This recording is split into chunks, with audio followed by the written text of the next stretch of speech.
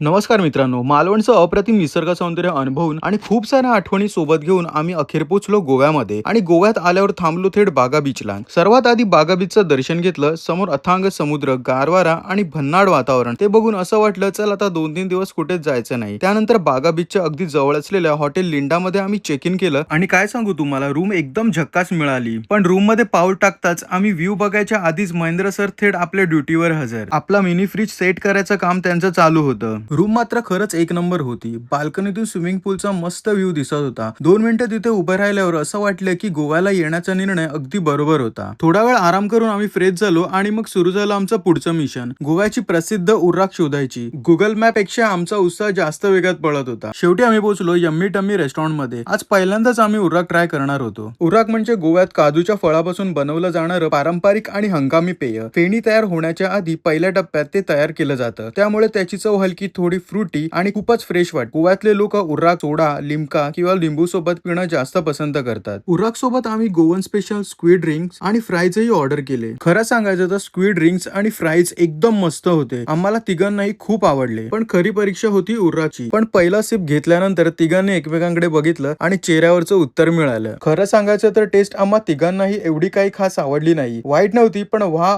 अशीही नव्हती. म्हणजे एकदा ट्राय करायला हरकत नाही. लंच संपलं, पोट भरलं, पण दिवस अजून संपलेला नव्हता. कारण त्यानंतर आम्ही अशा एका भन्नाट ठिकाणी गेलो जिथे गेल्यावर आमच्यासोबत काय झालं ते बघून तुम्हीही म्हणाल हे तर अपेक्षेबाहेरच होतं. म्हणून पुढचा व्लॉग नक्की बघा आणि अजूनही सागरनी प्री व्लॉगला सबस्क्राईब केलं नसेल तर आत्ताच सबस्क्राईब करा आणि बेल आयकॉन दाबायला विसरू नका. भेटूया पुढच्या व्लॉग मध्ये.